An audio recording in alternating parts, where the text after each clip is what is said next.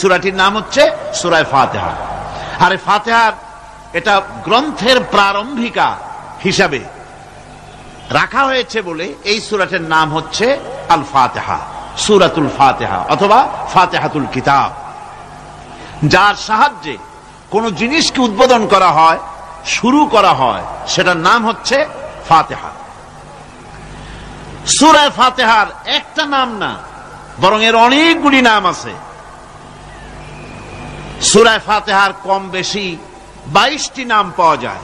আবার তাফসিরে রুহুল মানিতে এর 40টি নাম বলা হয়েছে। সূরা ফাতিহা অত্যন্ত ফজিলতপূর্ণ একটি সূরা, বরকতপূর্ণ সূরা। এই সূরাটির এক নাম হচ্ছে ফাতিহাতুল কিতাব, মানে হচ্ছে কোরআন কুঞ্জিকা, কোরআনের চাবি অথবা কোরআন প্রারম্ভিকা। এটাকে বলা হয়েছে উম্মুল কিতাব, কোরআনের কিতাবের মা। তো মা মানে কোরআন শরীফের পেটে সূরা ফাতিহা হয়েছে তা না। আরবিতে শব্দের অর্থ হচ্ছে কেন্দ্র, সেন্টার, আসল। এই জন্যে মক্কা শরীফকে বলা হয়, কোরআনে কারীম মক্কা শরীফকে বলেছে কি উম্মুল কোরা, গ্রাম সমূহের মা। সারা পৃথিবীর সমস্ত জায়গা থেকে, শহর গঞ্জ গ্রাম থেকে লোকেরা এখানে এসে একত্রিত হয়, সেজন্য এটার নাম রাখা হয়েছে উম্মুল কোরা। আবার সেনাবাহিনীর পতাকাকে বলা হয় উম্মুন, তার মানে হচ্ছে সমস্ত সেনাবাহিনী এই পতাকার ছায়াতলে ঐক্যবদ্ধ হয়, একত্রিত হয়, সেজন্য সেই পতাকার নাম হচ্ছে উম্মুন। অনুরূপ ভাবে গোটা কোরআনে কারীমের মধ্যে যা কিছু আছে তা সূরা ফাতিহার ভিতরে কেন্দ্রীভূত করা হয়েছে বলে এটার নাম হয়েছে উম্মুল কিতাব। এটার নাম হয়েছে সূরাতুর রাস। রাস শব্দের অর্থ হচ্ছে মগজ। মগজ হচ্ছে মাথার কেন্দ্রস্থল, আর গোটা কোরআনে কারীমের কেন্দ্রস্থল হচ্ছে সূরা ফাতিহা। সূরা ফাতিহার আরেক নাম হচ্ছে সূরাতুল কানজ, অর্থাৎ খনি, খনির সূরা। তার মানে হচ্ছে জ্ঞান বিজ্ঞানের সমস্ত খনি আল্লাহ পাক সূরা ফাতিহার মধ্যে রেখে দিয়েছেন। সুবহানাল্লাহি ওয়া বিহামদিহি। এর আরেকটা নাম হচ্ছে সূরাতুল ওয়াফিয়া, অর্থাৎ পূর্ণত্ব, পূর্ণত্ব প্রাপ্ত। এই সূরাটি হচ্ছে একমাত্র সূরা যা খণ্ডিত করে পড়া যায় না। কোরআন শরীফের যে কোনো সূরাকে অংশবিশেষ তেলাওয়াত করে নামাজ পড়তে পারেন, অংশবিশেষ পড়তে পারেন, কিন্তু সূরা ফাতিহা হচ্ছে এমন একটি সূরা যে সূরা খণ্ডিত করে পড়া যায় না। পড়তে হলে সবটাই পড়তে হবে, এজন্য এটার নাম হচ্ছে পূর্ণত্ব প্রাপ্ত। এটাকে বলা হয়েছে আসাসুল কোরআন, অর্থাৎ কোরআনের ভিত্তি। 30 পারা কোরআনের পূর্ণাঙ্গ ব্যবস্থা পেশ করা হয়েছে, তার ভিত্তি হচ্ছে সূরা ফাতিহা। এটার নাম হচ্ছে সূরাতুল হামদ, প্রশংসার সূরা। যেহেতু সূরা ফাতিহায় আল্লাহর প্রশংসা দিয়ে ভরা, এই জন্য এটার নাম হচ্ছে সূরাতুল ফাতিহা। এর আরেকটি নাম হচ্ছে সূরাতুশ শুকর, শুকর করা, কৃতজ্ঞতা প্রকাশ করার সূরা। এই সূরাটির মধ্যে মানুষ আল্লাহ পাকের অসীম অনুগ্রহের শুকরিয়া আদায় করে বলে প্রশংসার মাধ্যমে, এই জন্য এটার নাম হয়েছে সূরাতুশ শুকর। সূরাটির না আরেকটি নাম হচ্ছে সূরাতুদ দুআ। এই সূরাটি একটি দোয়া, একটি প্রার্থনা, আল্লাহ পাকের কাছে প্রার্থনা করা হয়, সেজন্য এটার নাম হচ্ছে সূরাতুদ দুআ। এর আরেকটি নাম হচ্ছে সূরাতুস সুআল, অর্থাৎ কামনা করার সূরা, আল্লাহর কাছে চাওয়ার সূরা। এই সূরায় অনেক কিছু আছে যা আল্লাহর কাছে চাওয়া হয়। এই সূরাটি, এর আরেকটি নাম হচ্ছে সূরাতুশ শিফা, অর্থাৎ প্রতিষেধক, রোগ ব্যাধি ইত্যাদি মুক্ত হওয়ার জন্য। সূরা ফাতিহা আপনারা আল্লাহর ওলিদের কাছে, ওলামাদের কাছে যে যান, পানি নিয়ে, তেল নিয়ে, কালো জিরা নিয়ে, ওনারা যা পড়ে ফু দেন, সে গোপন কথাটা বলে দেই, সেটা হচ্ছে সূরা ফাতিহা।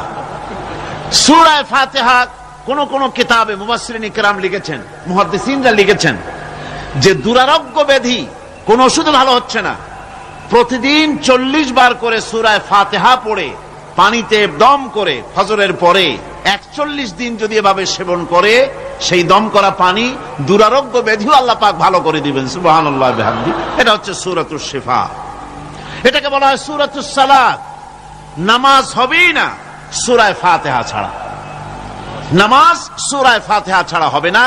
এই জন্য লা সালাতা লিমান লাম ইয়াকরা বিফাতিহাতিল কিতাব, হাদিস শরীফে এসেছে সূরা ফাতিহা ছাড়া নামাজ শুদ্ধ হবে না, নামাজ জায়েজ হবে না। সেই জন্য এটার নাম হচ্ছে সূরাতুস সালাত। কোরআনে কারীমের এই সূরাটি, এটাকে হযরত পীর সাহেব কেবলা একটি আয়াত তেলাওয়াত করে বলেছেন সাবউল মাসানি। এটা হচ্ছে নিত্য পাঠনীয় সপ্তবাক্য, যে 7টি বাক্যকে সব সময় পড়া লাগে। তার মানে হচ্ছে যে ব্যক্তি নামাজ পড়ে 5 ওয়াক্ত, 24 ঘন্টার ভিতরে সূরা ফাতিহা একেবারে কম করেও যদি হয়, তাহলে 40 বার এই সূরা 24 ঘন্টায় নামাজি ব্যক্তিকে পড়তে হয়। এই জন্য সবসময় পাঠনীয় এই সূরাটি। সূরাটি মোট অক্ষর সংখ্যা হচ্ছে 113, শব্দ সংখ্যা হচ্ছে 25টি। এটি হচ্ছে সূরা ফাতিহা। একটি রুকু, 7টি আয়াত। নাজিলের অবতীর্ণ হওয়ার স্থান হচ্ছে মক্কা আল মুকাররমা। রাসূল করিম সাল্লাল্লাহু আলাইহি ওয়াসাল্লামের মক্কি জিন্দেগিতে সূরাটি অবতীর্ণ হয়। শুরু হচ্ছে সূরা ফাতিহা। আলহামদুলিল্লাহি রাব্বিল আলামিন। সূরা ফাতিহা আমি বলি এটি যেন একটি অভিনন্দন পত্র। এটি কি? অভিনন্দন পত্র। বান্দা দিচ্ছে তার রবকে, রবের ভাষায় শেখানো অভিনন্দন পত্র বান্দা তার রবকে প্রকাশ করছেন, দিচ্ছেন। অভিনন্দন পত্রে 3টা জিনিস থাকে, আপনারা লক্ষ্য করে শুনলে বুঝতে পারবেন ইনশাআল্লাহ। একবার ভাবুন যে কত বড় কথা 30 পারা কোরআনের মধ্যে যা আছে তার সবটা আল্লাহ পাক তার সারাংশ সূরা ফাতিহায় ঢুকাইছেন। তাহলে এটা জিনিসটা কি, এটা বুঝতে হবে। এবং সেই ধরনের অন্তর নিয়ে, মন নিয়ে বসতে হবে আর বুঝতে চেষ্টা করতে হবে। আমি ধীরে ধীরে আপনাদের সামনে পেশ করব ইনশাআল্লাহ, বিইজনিল্লাহ, বিমাশিয়াতিল্লাহ, বিফদলিল্লাহ। সূরা ফাতিহার মধ্যে আমি বলেছি এটা একটি অভিনন্দন পত্রের মতো। কিরকম? অভিনন্দন পত্রে 3টা জিনিস থাকে। কয়টা জিনিস থাকে? 3টা। প্রথমে থাকে প্রশংসা। অভিনন্দন পত্রে প্রথমে কি থাকে? প্রশংসা। 2 নম্বরে থাকে পরিচয়। 3 নম্বরে থাকে দাবি। 3 নম্বরে থাকে দাবি। প্রথমেই দাবি করা হয় না, এটা ঠিক না। প্রথমেই প্রশংসা। সমস্ত অভিনন্দন পত্র আপনারা দেখবেন, মন্ত্রী আসুক, প্রেসিডেন্ট আসুক, অভিনন্দন পত্র পেশ করা হয়, সুন্দর ভাষায় লেখে, হে সংগ্রামী জননায়ক, গরিবের বন্ধু, জাতির কিছু একটা, এইভাবে করে বহুত প্রশংসা করে তারপরে তার নাম খুঁজে পাওয়াই মুশকিল প্রশংসার ঠেলায়। আপনার আগমনী বার্তায় আমাদের এই চট্টগ্রামের আকাশ বাতাস মুখরিত, আবাল বৃদ্ধ বনিতা আনন্দে উদ্বেলিত, কে কি করবে দিশে করতে পারছে না, এরকম প্রশংসা। এই প্রশংসা দিয়ে তারপরে বলে আমরা চট্টগ্রাম কলেজের কর্তৃপক্ষ, আমাদের বেড়া নাই, টিন নাই, চাল নাই, ইট নাই, সিমেন্ট নাই, আমাদের এগুলি দাবি। তাহলে প্রথমে গেল প্রশংসা, 2 নম্বরে পরিচয়, 3 নম্বরে দাবি। মূলত এই ভদ্রতা প্রথমে কেউ বলে না, মন্ত্রী সাহেব চিটাগংয়ে আসছেন তো আমাদের দাবি না মিটাইয়া ঠ্যাং আস্ত নিয়ে ঢাকা ফিরতে পারবেন না, এরকম বলে নাকি? এরকম বললে কিছুই পাওয়া যাবে না।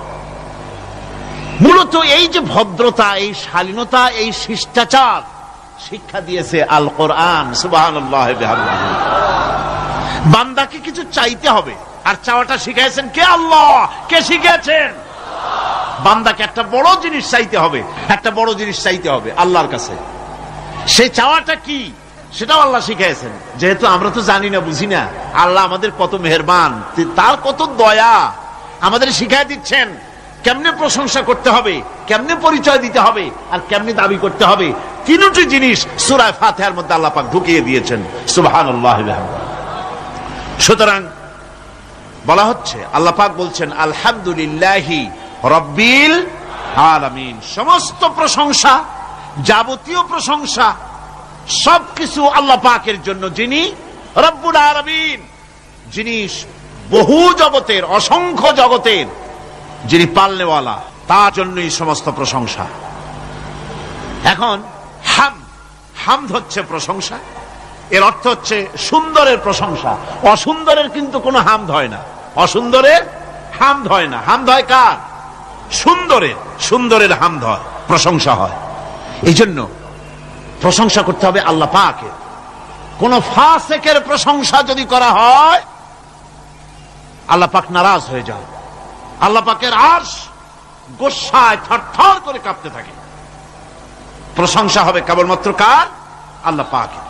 এবং এই প্রশংসা সবটুকু হামদের আগে আলিফ লাম লাগানো হয়েছে। এটা হচ্ছে জিন্স বা ইস্তিকরাক, অর্থাৎ সমস্ত বস্তুকে বোঝাবার জন্য আল শব্দকে ব্যবহার করা হয়েছে। আলহামদু, সমস্ত প্রশংসা সেই আল্লাহ পাকের, যিনি তামাম জাহানকে সৃষ্টি করেছেন এবং প্রতিপালন করেছেন। আল্লাহ রাব্বুল আলামিন বলেন, আমরা শুরু করছি সূরা ফাতিহা, অভিনন্দন পত্র দিচ্ছি। কারে দিচ্ছি? আল্লাহ পাককে দিচ্ছি। সেখানেও ভাষা দিয়ে রব্বুল আলামিন বলেন, প্রশংসা করো আলহামদুলিল্লাহি রাব্বিল আলামিন। সমস্ত প্রশংসা আল্লাহ পাকের, যিনি হচ্ছেন রব। যিনি কি? রব। এখন এই রব শব্দের বাংলা অর্থ করা হয় প্রভু, লালনকারী, প্রতিপালনকারী, কিন্তু এই অর্থ যথেষ্ট নয়। কোরআনে কারিমে যে রব বলা হয়েছে তার অর্থ হচ্ছে, তার অর্থ ব্যাপক, অনেক বিশাল এর অর্থ। এ রব কাকে বলে আমি রবের সমস্ত ব্যাখ্যা করতে পারবো না, তবে অল্প কথায় এমন ভাবে বলতে চেষ্টা করব যাতে করে আপনাদের বুঝে আসবে ইনশাআল্লাহ। আমরা বলি ইনশাআল্লাহ। এখন আপনারা যদি আমাকে প্রশ্ন করেন যে অত কথা বুঝি না, এক লাইনে এক বাক্যে বুঝায় দেন রব কাকে বলে, তাহলে আমি কথাটা এইভাবে বলবো, যাহার যখন যে জিনিসের যতটুকুন প্রয়োজন তাহাকে তখন সেই জিনিস ফরিয়াদ করার আগে যিনি পৌঁছে দেন তার নাম হচ্ছে রব। এ রব হচ্ছে তার মধ্যে রুবুবিয়তের সম্পূর্ণ কোয়ালিটিতে ভর্তি। আল্লাহ পাকের মধ্যে রুবুবিয়তের কোয়ালিটি। রব শুধু সৃষ্টি করেই ছেড়ে দেন না, প্রতিপালন করেন, পূর্ণতায় পৌঁছে দেন। সুবহানাল্লাহ বলতে ইচ্ছে করে না ভাইরা? দেখেন আল্লাহ রাব্বুল আলামিন এমন রব, বাংলাদেশের কুকুর আর আমেরিকা ইউরোপের শীত প্রধান দেশের কুকুর একরকম নয়। আমাদের দেশের পশু ইউরোপ আমেরিকা শীত প্রধান দেশের পশু একরকম নয়। তার কারণ হলো আমাদের দেশে শীত কম, নাতিশীতোষ্ণ অঞ্চলের মধ্যে খানিকটা পড়ে যায়। এখানে পশুদের গায়ে কম পশম থাকলে কোনো অসুবিধা নাই। ভেড়া, ঘোড়া, কুকুর, বন্য প্রাণীকে কেউ তো কম্বল দেয় না, ল্যাব দেয় না, রাজাই দেয় না, খাতা দেয় না, চাদর দেয় না। আল্লাহ রাব্বুল আলামিন তিনি এমন রব, শীত প্রধান দেশের পশুদের গায়ে পশম দিয়া চিরস্থায়ী কম্বল জড়ায় দিয়েছেন। এর নাম হচ্ছে রব। প্রতিপালনের পদ্ধতি কি সুন্দর করে তিনি প্রতিপালন করছেন, কি সুন্দর করে তিনি পশু পক্ষীগুলিকে তাদের আহার জোগাড় করছেন, প্রতিপালন করছেন। তিনি রব, মানুষকে সৃষ্টি করেছেন, আমাদেরকে সৃষ্টি করেছেন, সব প্রয়োজন মিটাইছেন। সুবহানাল্লাহ ওয়া বিহামদিহি, সকল প্রয়োজন মিটিয়েছেন, একটা জিনিস বাদ রাখেন না। আমি এই জন্য বলি যে কোরআন হচ্ছে বিজ্ঞানের উৎস। কোরআন বিজ্ঞানের কি? বিজ্ঞানের আবিষ্কার যত বাড়বে, বিজ্ঞান চিরটা কাল কোরআনের কাছে ভিক্ষার হাত দিয়ে এতিমের মতো দাঁড়ায় থাকবে কিয়ামত পর্যন্ত।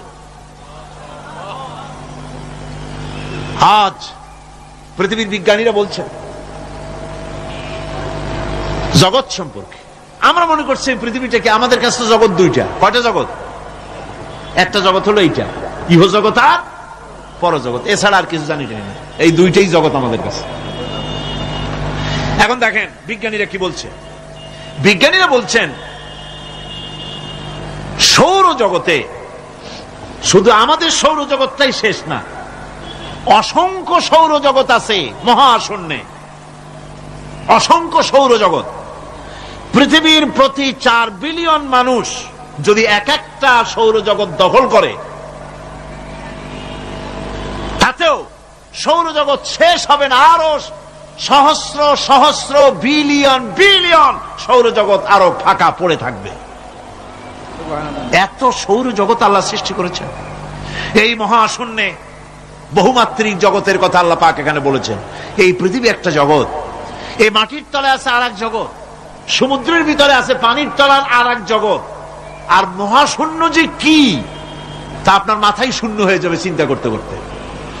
এই জন্য বিজ্ঞানীরা, বড় বড় বিজ্ঞানী, এরা কিন্তু নাস্তিক হয় না। বর্তমান বিজ্ঞানীরা চিন্তা করে গবেষণা করে খেয়ে হারিয়ে ফেলছে মহাশূন্যকে দেখে।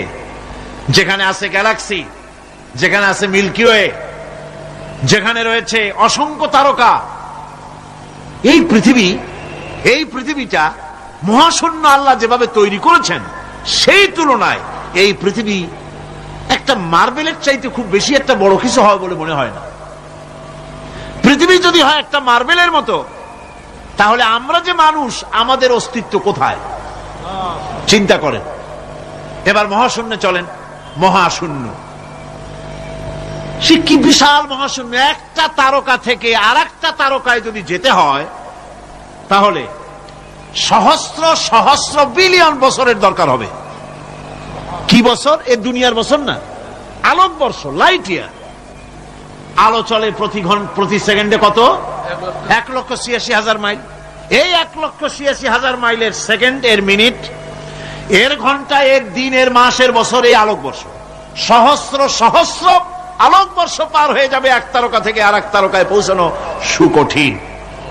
এ ধরনের অসংখ্য তারকা আল্লাহ পাক তৈরি করে রেখেছেন। সূর্য হচ্ছে পৃথিবীর চাইতে 13 লক্ষ গুণ বড়। এরকম সূর্য বিজ্ঞানীরা এখন বলছে, আগে বলতো 1 কোটি সূর্যের চাইতে বড় তারকা, এখন বলতেছে এই রকমের পৃথিবীর চাইতে 13 লক্ষ গুণ বড় যে সূর্য, এরকম 3 কোটি সূর্য খাইয়ে ফেলাইতে পারে। এরকম সহস্র সহস্র তারকা এক একটা গ্যালাক্সির ভিতরে আল্লাহ পাক তৈরি করে গেছে। এখন মনে হচ্ছে যে এই তারকাগুলি বড় না, এই তারকাগুলির চাইতে আবার বড় জিনিস আছে। সেগুলি কি? সেটাকে বলা হয় ব্ল্যাক হোল। সেটাকে বলা হয় ব্ল্যাক হোল, অন্ধকার কূপ। ব্ল্যাক হোল আবার ম্যানহোল বুঝবেন না, কিন্তু ম্যানহোলের ঢাকনা চুরি হয় যেমন। তবে একটা দৃষ্টান্ত আপনি বুঝতে পারেন, রাস্তায় রাস্তায় যেমন অসংখ্য ম্যানহোল আছে, ওই রকম করে মহাশূন্যে অসংখ্য ব্ল্যাক হোল আছে, একটা দুইটা না, অসংখ্য। এই ব্ল্যাক হোল আবার দেখা যায় না, অদৃশ্য ব্ল্যাক হোল। এই ব্ল্যাক হোলগুলো কি? এগুলি কোরআনে কারীমের মধ্যে আল্লাহ পাক বলেছেন, ফালা উকসিমু বিমাওয়াকিন নুজুম, ফালা উকসিমু বিমাওয়াকিন নুজুম। শপথ সেই পতন স্থানের যেখানে নক্ষত্র সমূহ ধ্বংস হয়ে যায়, ধ্বংসপ্রাপ্ত হয়। কসম সেই স্থান সমূহের। সুবহানাল্লাহ। এই অন্ধকার কূপের, এই অন্ধকূপের কসম করছেন আল্লাহ পাক। সে অন্ধকূপটা কি? সেই ব্ল্যাক হোলটা কি? সেই ব্ল্যাক হোল হচ্ছে ওই যে তারকার কথা বললাম, যে সূর্য খাইতে পারে, 3 কোটি সূর্য খাইতে পারে। এই রকমের তারকাগুলি ঘুরতে ঘুরতে কোন এক কারণে যখন সে ব্ল্যাক হোলের রেঞ্জের মধ্যে এসে যায়, তখন ব্ল্যাক হোল ওকে এমন ভাবে চুষে হজম করে ফেলে, যেমন বাচ্চা চকলেট চুষা খাইয়া ফেলায়। এইরকম ব্ল্যাক হোলগুলি অত বড় তারকাগুলি খাইয়া চুষা শেষ করে ফেলে দেয়। সুবহানাল্লাহি বিহামদিহি।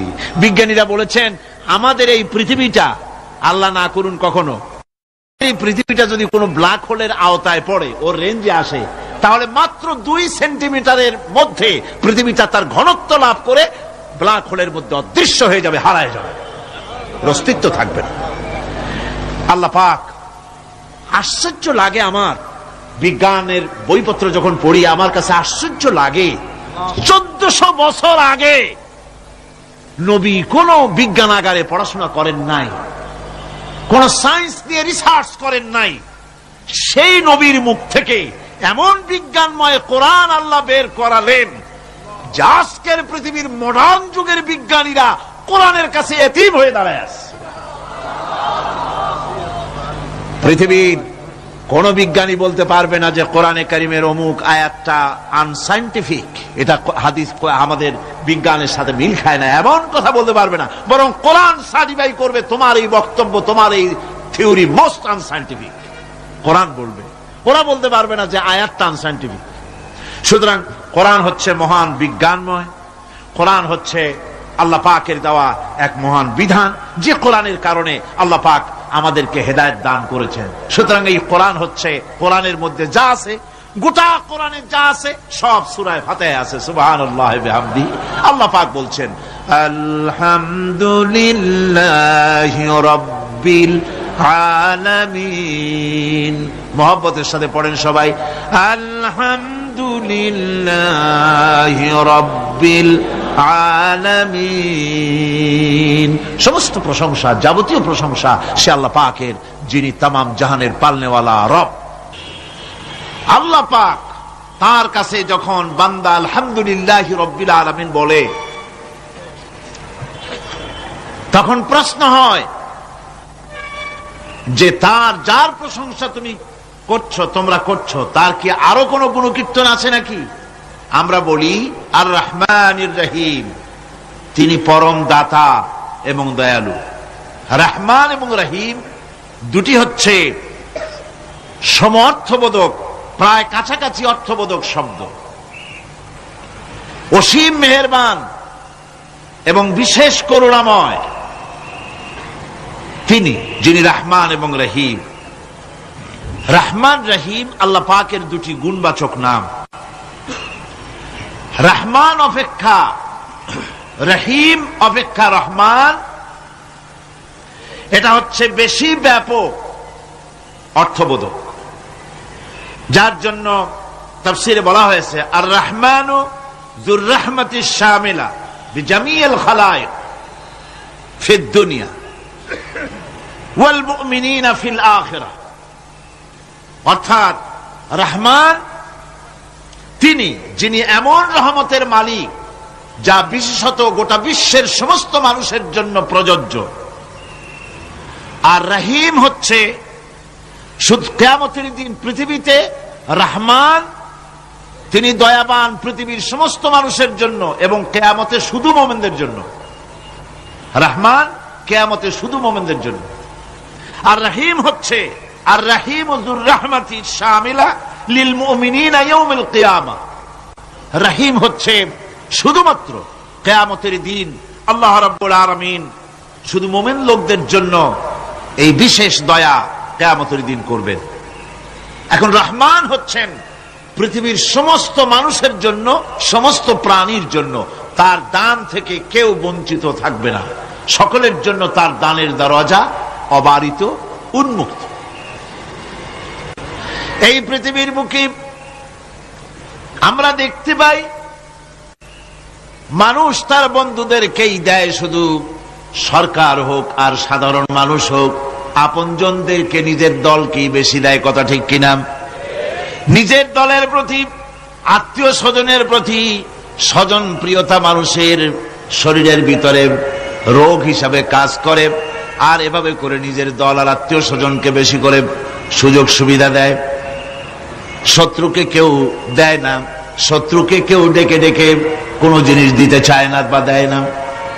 আল্লাহ রাব্বুল আলামিন এমন রহমান, এমন দয়াবান, এমন মেহেরবান, যারা তার ইবাদত করে, যারা তাকে স্বীকার করে, আল্লাহ বলে তাকে যারা সেজদা দেয়, আল্লাহ পাক তাদেরকেও দেন। আর যারা আল্লাহকে অস্বীকার করে, আল্লাহ রাব্বুল আলামিনকে মানে না, তার গুণাবলী কি স্বীকার করে না, তার অস্তিত্ব স্বীকার করে না, তারপরেও আল্লাহ রাব্বুল আলামিন কোন নাফরমান বান্দাকেও রহমত থেকে বঞ্চিত করেন না। যেই হোক, বেনামাজি হোক, মুরতাদ হোক, নাস্তিক হোক, তারপরে আল্লাহর অনুগ্রহ থেকে সে বঞ্চিত থাকে না। কথা ঠিক কিনা? বরং এটাই আমরা দেখি, নামাজি, দিনদার, পরেজগার মানুষ তার বরং কম থাকে, সে বরং কম পায়। বাড়ি নাই, ঘর নাই, কলকারখানা নাই, আর নামাজ রোজা করে না, হজ যাকাত করে না, আল্লাহর সাথে বিরোধিতা করে, আল্লাহরে মানেই না, বলে দেয়ার ইজ নো গড, স্রষ্টা বলতে কেউ নাই। এই ড্রিঙ্ক অ্যান্ড বি মেরি, এই হচ্ছে তাদের থিওরি, তাদের দর্শন, তাদের ফিলসফি। এই জাতীয় লোকগুলি বরং দেখা যায় তারা ক্ষমতা পায়, বাড়ি হয়, গাড়ি হয়, কল হয়, কারখানা হয়, সম্মান পায়। এটা কেন? এর কারণ হচ্ছে আল্লাহ রাব্বুল আলামিন এই পৃথিবীর কোনো মূল্য দেন না। এই পৃথিবীর মূল্য যদি আল্লাহ পাকের কাছে একটা মশার ডানার তুল্য যদি হতো, আল্লাহ পাক বিদ্রোহীদেরকে, কাফেরদেরকে এক ঢোক পানি আল্লাহ পাক গিলতে দিতেন না। এবার চিন্তা করেন, আল্লাহর ব্যাপারে যে দৃষ্টান্তটা দেওয়া হয়েছে, দৃষ্টান্তটা কত গুরুত্বপূর্ণ। মশার ডানার তুল্য, মশার ডানার তুল্য এই পৃথিবীর দাম নাই আল্লাহর কাছে। আপনাকে যদি কেউ 10 লক্ষ মশার ডানা বহু কষ্ট করে জোগাড় করিয়া যদি কেউ দেয়, তাহলে আপনি কয় টাকা দিয়ে কিনবেন? 4 পয়সা দিয়েও একজনে বলছে 4 পয়সা দিবে না। তাহলে বোঝেন এর কোনো মূল্য নাই। একটা মশার ডানার তুল্য মূল্য আল্লাহ পাক এই পৃথিবীর দেন না, যার কারণে অবারিত উন্মুক্ত হস্তে আল্লাহ পাক সমস্ত মানুষের জন্য, প্রাণী জগতের জন্য তিনি করুণা করেছেন সকলকে। এই করুণাময় রহমান আল্লাহ পাক, তিনি গুনাহগারদেরকে, যারা আল্লাহ পাকের ফরমাবরদারি করতেছে, তাদেরকে সকলকে আল্লাহ পাক সমানভাবে তার জিনিসগুলিকে তিনি দিয়ে দিচ্ছেন। এটা হচ্ছে রহমান। আর রহিম হচ্ছে, হাদিস শরীফে বলা হয়েছে, আর রহমানু রহমানুদ দুনিয়া ওয়াল আখিরাহ, আর রহিমু রহিমুল আখিরাহ। মুমিন রহমান তো শুধু আল্লাহ পাক দুনিয়া এবং আখিরাতের জন্য, আর রহিম শুধুমাত্র আখিরাতের জন্য। আবার কোন কোন আয়াতে বলা হয়েছে যে আল্লাহ পাক দুনিয়ার মানুষের জন্য রহিম।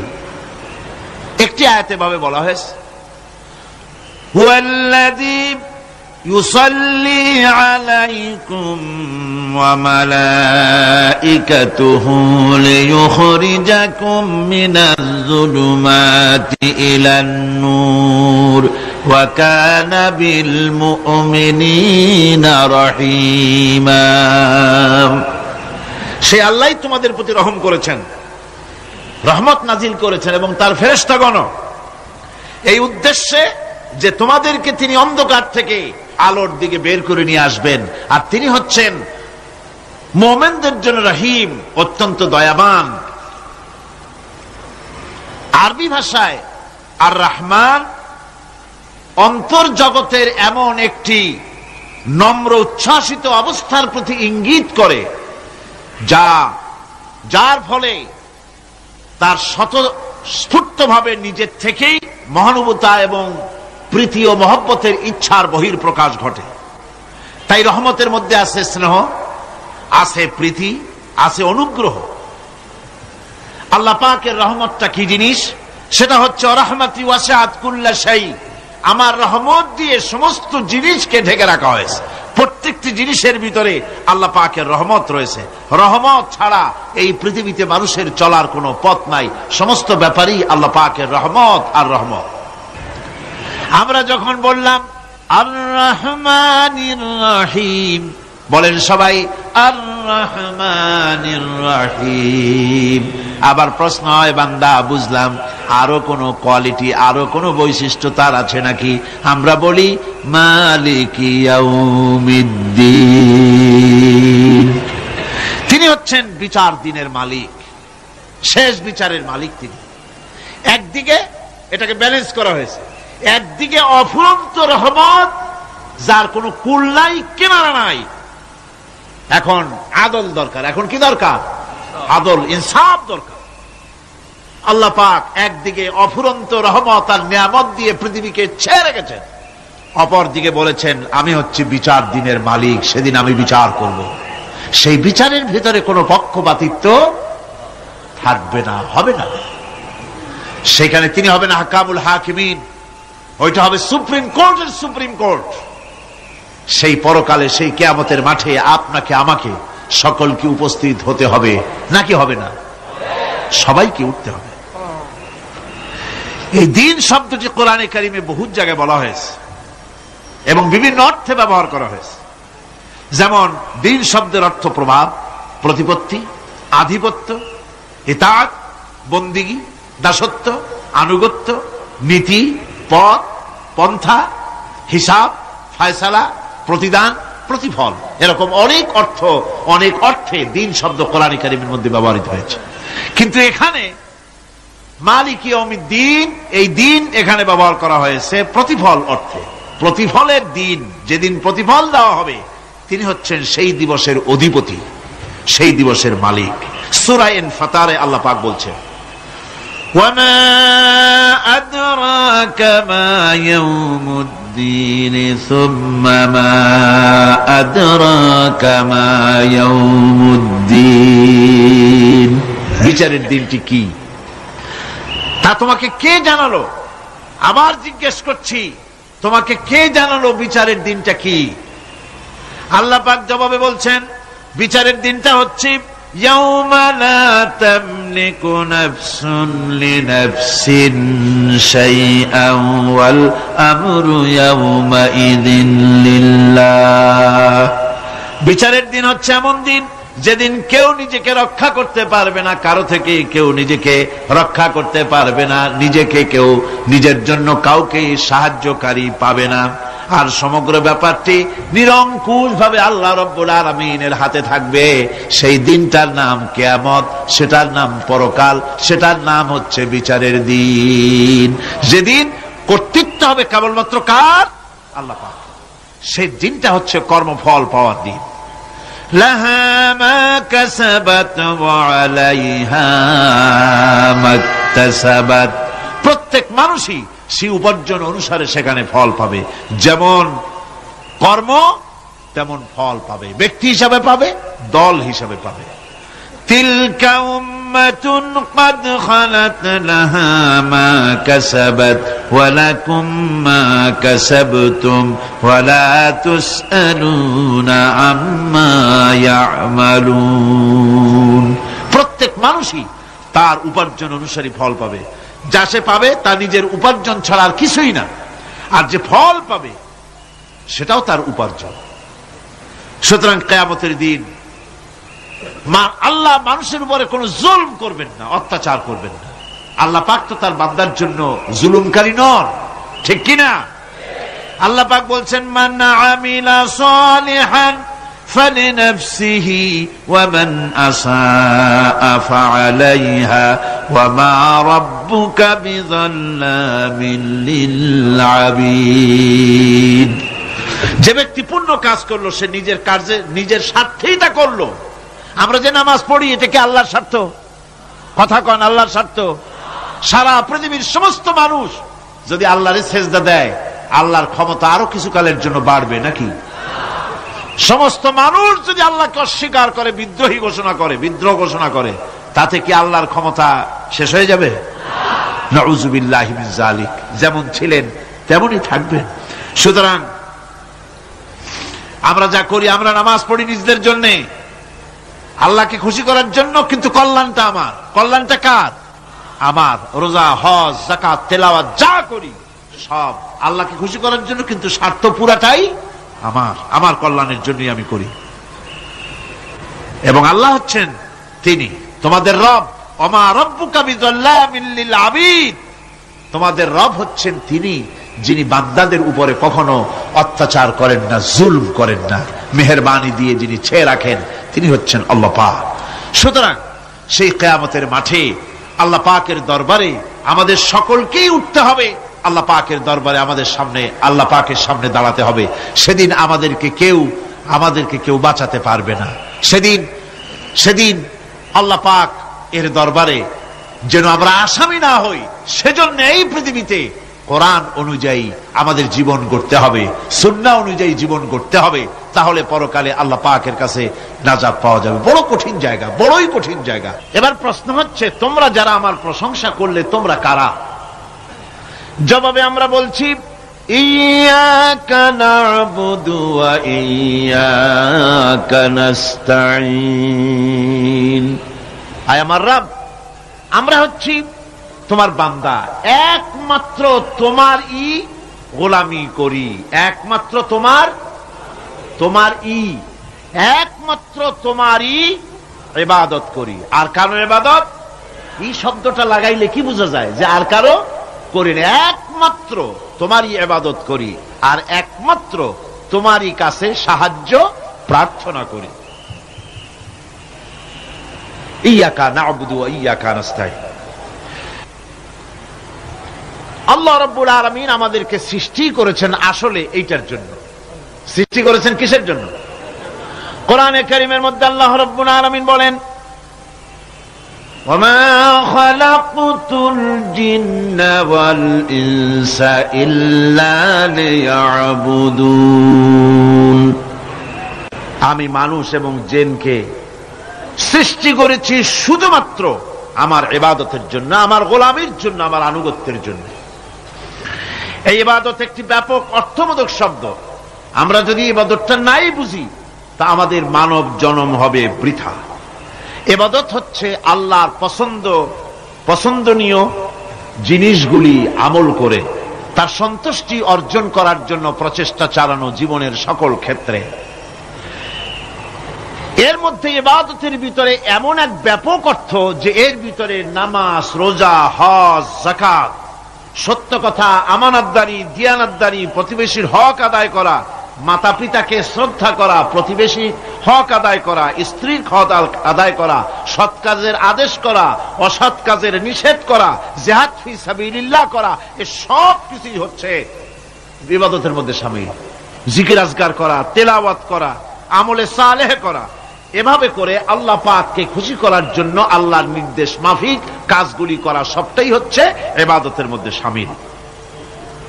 প্রশংসা করেছি, পরিচয় দিয়েছি, আমরা তোমার বান্দা। এবার প্রশ্ন হচ্ছে, চাও কি? পরিচয় তো শুনলাম, চাও কি? আল্লাহ রাব্বুল আলামিন আমাদেরকে শিখায় দিলেন, কত বড় মেহেরবান তিনি, কত দয়ালু তিনি। তার কাছে চাওয়ার ভাষাটাও তিনি আমাদের শিখাই দিলেন। জনগণ সুবহানাল্লাহ। রব্বুল আলামিন আমাদের শিখালেন, এভাবে চাও, ইহদিনাস সিরাতাল মুস্তাকিম সিরাতাল্লাযীনা আন'আমতা আলাইহিম গায়রিল মাগদুবি আলাইহিম ওয়ালাদ-দাল্লিন। হায় আল্লাহ, ইহদিনাস সিরাতাল মুস্তাকিম, একটা রাস্তা চাই, সহজ, সরল, সঠিক একটি পথ চাই তোমার কাছে। সেই পথটা চাই যে পথ হচ্ছে নিয়ামত প্রাপ্তদের, অভিশপ্ত এবং পথভ্রষ্টদের পথ নয়। যে পথ নিয়ামত প্রাপ্তদের, ওই ধরনের একটা পথ আমরা চাই। পথ দেখাবার মালিককে কোরআনে কারীম বলছে, আল্লাহ রাব্বুল আলামিন বলেন, ওয়া আলাল্লাহি কাসদুস সাবিলি ওয়া মিনহা জাইরুন ওয়ালাউ শাআ লাহাদাকুম আজমাইন। ওয়া আলাল্লাহি কাসদুস সাবিল, সোজা রাস্তা বলে দেওয়ার দায়িত্ব আমি আল্লাহর। সোজা রাস্তা বলে দেওয়ার দায়িত্ব কার? তিনি বলছেন, বলার দায়িত্ব আমার, সোজা রাস্তাটা আমি বলে দেব। আল্লাহ রাব্বুল আলামিনের কাছে বান্দা যখন রাস্তার দাবি করলো, সোজা পথ চাই, সহজ পথ একটা তোমার কাছে চাই, রব্বুল আলামিন সূরা ফাতিহার 7টা আয়াতের এই অভিনন্দন পত্রের জবাবে 30 পারা কোরআন শরীফ আল্লাহ পাক বান্দারে দান করে দিলেন। জবাবে বলে দিলেন, ওয়া আনি'বুদুনি হাযা সিরাতুম মুস্তাকিম। সোজা রাস্তাটা হলো আমার আনুগত্য, আমার গোলামি, আমার দাসত্ব, এটাই হলো সোজা রাস্তা। এই সোজা রাস্তাটা আমি বলবো। রাস্তা তো অনেক হতে পারে, কিন্তু সোজা রাস্তা বলে দেওয়ার দায়িত্ব কার? আল্লাহ পাকের। দেখেন এই যে বিশাল মাহফিল, এই মাহফিলে যত লোক আসছে সব লোক কি একমতের, এক চিন্তার, এক আদর্শের? না। এই কয়েক লক্ষ জনতার ভেতরে হাজারো মতের লোক আছে, হাজারো চিন্তার লোক আছে, হাজারো আদর্শের লোক আছে। সব আদর্শ, সব চিন্তা, সব কি ঠিক? সবটাই কি নির্ভুল? না, সঠিক নির্ভুল একটা। কয়টা হয়? একটাই হয় মাত্র। এই জন্য আমি দৃষ্টান্ত দিতে গিয়ে বলি, অঙ্ক পরীক্ষা যেদিন হয়, ছেলেরা অঙ্ক পরীক্ষা যেদিন দেয়, সেই অঙ্ক পরীক্ষা দিতে গিয়ে অঙ্ক যারা ভুল করে তাদের ফলাফল কয় রকম হয় বলেন? হ্যাঁ, অনেক রকম হয়। আর যাদের অঙ্ক যাদের ঠিক হয় তাদের ফলাফল কয় রকম? একরকম। তার অর্থ কি? তার অর্থ হলো ভুলের পথ অনেক, আর হকের পথ, বাতিলের পথ অনেক, ভুলের পথ অনেক, সঠিক এবং হক যেটা তার পথ হচ্ছে মাত্র একটা। এই জন্য আল্লাহ রাব্বুল আলামিন তিনি সোজা রাস্তা বলে দেওয়ার দায়িত্বটা নিয়েছেন। কোরআন বলছে প্রত্যেকটি সৃষ্টির শুরু হতে শেষ পর্যন্ত 4টা স্তর পার হতে হয়। তার সর্বশেষ স্তর হলো হেদায়াত। 4টে স্তর পার হওয়ার সর্বশেষ স্তর হচ্ছে হেদায়াত। আল্লাযী খালাকা ফাসাওয়া ওয়াল্লাযী কদ্দারা ফাহাদা। তিনি সকল বস্তুকে সৃষ্টি করেন এবং তারপর তার পরিমাপ, তার কর্মপথ, তার হেদায়েত তিনি দিয়ে দেন। তার মানে হচ্ছে তিনি সৃষ্টি করেন, সামঞ্জস্য রাখেন, পরিমাপটা ঠিক করেন এবং পথের নির্দেশ দেন। সৃষ্টি করেই ছেড়ে দেন না, তার হেদায়েত দিয়ে দেন, তার পরিমাপটা ঠিক করেন, সামঞ্জস্য করেন। কিরকম? দেখুন, আপনি যখন দাঁড়ান তখন আপনার পায়ের উপরে হাঁটু থেকে হাঁটুর নিচের যে অংশটা পা পর্যন্ত, ওইটাকে কি কয়? পা, নলা। এই তো ঠিক বলছেন, নলা। আপনারা আমাকে সাহায্য করবেন যেখানে আমি আটকে যাই। নলা। এই নলাটা পায়ের সেন্টারে যদি রাখা হতো, বোঝেন ভালো করে, পায়ের সেন্টারে এই জায়গাটা, এটা ধরুন পা, এই জায়গাটায় যদি হতো পায়ের নলাটা, হয় সিটায় পড়তেন না হয় ফুটোয় পড়তেন। আল্লাহ পাক বলছেন শুধু সৃষ্টি করি না, সামঞ্জস্য এবং পরিমাপ ঠিক করি। মাপ মতো পাটা সামনে গোড়ালির কাছে নলাটা বসায় দেওয়া হয়েছে, যাতে আপনি চিত না হন, বুটো হয়ে না পড়েন। সুবহানাল্লাহ কইতে ইচ্ছা করে না? এই নলাটা যদি আঙ্গুলের দিকে আসতো আর পাটা যদি পিছনের দিকে বেশি অংশ থাকতো, যতই সামনে হাঁটতেন ততই পিছনে চলে যেতেন। ভূত নাকি, ভূতের পা থাকে নাকি পিছনের দিকে, বলে লোকেরা, আমি দেখি ঠিকই নেই। ভূত নাকি সামনে আগাতে গেলে পিছনে চলে যায়। এ পায়ের সামঞ্জস্যটা, অনেক কথা বলবো না, 2-1টা দৃষ্টান্ত দেবো, তাতেই বুঝে ফেলবেন। আল্লাহ পাক বলেন শুধু সৃষ্টি করি না, তার সামঞ্জস্য এবং পরিমাপকে ঠিক করে দেই। মুরগির বাচ্চা ডিমের থেকে বেরোয়, তারে যদি ওর মায়ের শুদ্ধ যদি আপনি ফালায় দেন, পানির মধ্যে ডুবে মরে যাবে। আর ওর মার চিৎকারের চোটে সারা গ্রামের মানুষ এক জায়গায় হবে। আর হাঁসের ডিম থেকে বাচ্চা বেরোলে সেই বাচ্চা আর মা বাবা দুজনকেই ফালায় দেন পানির মধ্যে, সাঁতরায় উঠে আসবে। ঠিক কিনা? কে শিখালো সাঁতার? কে শিখালো?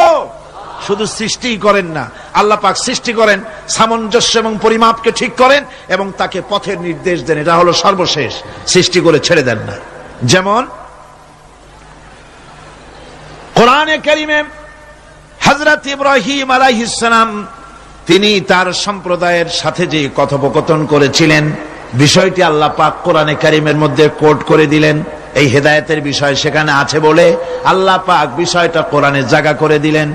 وَإِذْ قَالَ إِبْرَاهِيمُ لِأَبِيهِ وَقَوْمِهِ إِنَّنِي بَرَاءٌ مِّمَّا تَعْبُدُونَ إِلَّا الذي فطرني فإنه سيهدين। ইব্রাহিম আলাইহিস সালাম তার পিতা এবং তার গোত্রকে বললেন, তার সম্প্রদায়ের লোকদেরকে, নিঃসন্দেহে আমি মুক্ত, আমি পবিত্র। তোমরা যেসব জিনিস দিয়ে যেসব এর ইবাদত করো, গোলামি করো, আনুগত্য করো, আমি তার থেকে পবিত্র। আমি তো শুধু ইবাদত করি, গোলামি করি সেই স্রষ্টার, যিনি আমাকে সৃষ্টি করেছেন। আমার সম্পর্ক শুধুমাত্র সেই সত্তার সাথে যিনি সৃষ্টি করেছেন। আল্লাযী খালাকানি ফাহুয়া ইয়াহদিন, যিনি আমাকে সৃষ্টি করে শুধু সৃষ্টি করেন নাই, আমাকে হেদায়েত দিয়েছেন, আমাকে পথের দিশা দিয়েছেন। ওয়াল্লাযী হুয়া ইউতঈমুনি ওয়া ইয়াসকিন, যিনি আমাকে সৃষ্টি করেছেন তিনি হেদায়েত দিয়েছেন, আর আমি যখন তৃষ্ণার্ত হই তিনি আমাকে পান করান, আমি যখন ক্ষুধার্ত হই তিনি আমাকে আহার দেন। ওয়া ইযা মারিতু ফাহুয়া ইয়াশফিন, আর যখন অসুস্থ হই তখন তিনি আমাকে রোগ মুক্ত করে দেন। সুবহানাল্লাহি ওয়া বিহামদিহি। তাহলে কি হলো? অর্থাৎ যে প্রতিপালক, তার প্রতিপালন পদ্ধতি আমার সকল প্রয়োজন মিটান, যিনি আমাকে পান করান, আহার করান, অসুস্থ হলে যিনি আমাকে সুস্থ করেন। হেদায়েতের কামটা তিনি আরেকজনের জন্য রাখেন নাই, তিনি আমার হেদায়েতের ব্যবস্থাও করেছেন। ভাইরা আমার, আল্লাহ রাব্বুল আলামিন শুধু সৃষ্টি করেন নাই, সৃষ্টি করে হেদায়েত দিয়েছেন, মানুষকে হেদায়েতের রাস্তা বলে দিয়েছেন। সঠিক পথ কোনটি সেই পথের কথাও তিনি পরিষ্কার করে বলে দিয়েছেন। এই জন্য আল্লাহ পাক বলেন, কোরআন মাজিদ হেদায়েতকে বিরাট দান বলে ঘোষণা করেছে। মানুষের জন্য যে হেদায়েত আল্লাহ দিয়েছেন তা সবচাইতে বড় দান। জোরে কোন সুবহানাল্লাহ। ইন্না খালাকনাল ইনসানা মিন নুতফাতিন আমশাদিন নাবতালিহি ফাজআলনাহু সামিআম বাসীরা। আমি মানুষের মিলিত শুক্র দ্বারা, নুতফা দিয়ে আমি মানুষ সৃষ্টি করেছি এবং তাকে একে একে বিভিন্ন স্তর পার করেছি। তাকে শ্রবণ শক্তি দিয়েছি, তাকে দর্শন শক্তি দিয়েছি। ইন্না হাদাইনাহুস সাবিলা ইম্মা শাকিরান ওয়া ইম্মা কাফুরা। নিশ্চয়ই আমি তাদেরকে তাদের কর্মপন্থা প্রদান করেছি, আমি তাদেরকে হেদায়েত দিয়েছি, চলার পথের দিশা দিয়েছি। এখন ইচ্ছে করলে সে কৃতজ্ঞ হতে পারে, ইচ্ছে করলে অকৃতজ্ঞতার পথও অবলম্বন করতে পারে। আমি তাকে হেদায়েত দিয়ে দিয়েছি, পথ দেখিয়ে দিয়েছি। ডান এবং বাঁ দুটি রাস্তা আল্লাহ পাক দেখিয়ে দিয়েছেন। আসহাবুল ইয়ামিন, আসহাবুল শিমাল, একটা ডানপন্থী আর একটা বামপন্থী। আমাদের দেশে কিছু লোক আছে, নাম মুসলমান, কিন্তু বলে যে আমরা বামপন্থী আন্দোলন করি। অথচ সমস্ত ডানপন্থীদের জায়গা হবে জান্নাতে, যদি জান্নাতের আমল করতে পারে। ডানপন্থীদের নেতা হচ্ছেন দুনিয়ার সমস্ত পয়গম্বরেরা, আর বামপন্থীদের নেতা হলো শয়তান। বামপন্থীদের নিয়ে শয়তান যাবে কিয়ামতে জাহান্নামে। আল্লাহ পাক রাস্তা বলে দিয়েছে। আল্লাহ রাব্বুল আলামিন বলেন, আলাম নাজআল লাহু আইনাইনি ওয়া লিসানান ওয়া শাফাতাইন ওয়া হাদাইনাহুন নাজদাইন। আমি কি তোমাদের দুটি চক্ষু দেই নাই, দেখার জন্য দুটো চোখ দেই নাই? আমি কি তোমাদেরকে কথা বলার জন্য দুটো ঠোঁট দেই নাই? এরপরে আমি কি তোমাদেরকে ভালো মন্দ বোঝার জন্য আমি কি হেদায়েত দেইনি? ভালো মন্দ সবটা বোঝার জন্য আমি তোমাদেরকে হেদায়েত দিয়েছি। সুতরাং এই হেদায়েতের রাস্তা ছেড়ে দিয়ে তোমরা নিজেদেরকে গোমরাহির মধ্যে ডুবিয়ে দিও না। আমার দেওয়া হেদায়েতের রাস্তায় নিজেদেরকে পরিচালিত করার জন্য প্রচেষ্টা করো। সিরাতাল মুস্তাকিম, এজন্য মডেল দরকার। কার অনুসরণ করব? আল্লাহ পাক শিখায় দিলেন, সিরাতাল্লাযীনা আন'আমতা আলাইহিম। পড়েন সবাই, সিরাতাল্লাযীনা আন'আমতা আলাইহিম গায়রিল মাগদুবি আলাইহিম ওয়ালাদ-দাল্লিন। আয় আল্লাহ, অনুগ্রহপ্রাপ্ত দল, সেই রাস্তা, অনুগ্রহপ্রাপ্তদের রাস্তা চাই। তোমার মনোনীত ব্যক্তি, অনুগ্রহপ্রাপ্ত যারা, তাদের পথ অনুসরণ করতে চাই। এই অনুগ্রহপ্রাপ্ত দল কারা, সে কথা কোরআন শরীফে বলা হয়েছে। আল্লাহ রাব্বুল আলামিন বলেন, وَمَن يُطِعِ اللَّهَ وَالرَّسُولَ فَأُولَئِكَ مَعَ الَّذِينَ أَنْعَمَ اللَّهُ عَلَيْهِمْ مِنَ النَّبِيِّينَ وَالصِّدِّيقِينَ وَالشُّهَدَاءِ وَالصَّالِحِينَ وَحَسُنَ أُولَئِكَ رَفِيقًا। আর যে ব্যক্তি আল্লাহ এবং রাসূলের আনুগত্য স্বীকার করলো, নিঃসন্দেহে সে অনুগ্রহপ্রাপ্তদের সঙ্গী হলো। সেই অনুগ্রহপ্রাপ্ত কারা? নবীয়িন। 4 শ্রেণীর লোক। কয় শ্রেণী বলেন সবাই, কয় শ্রেণী?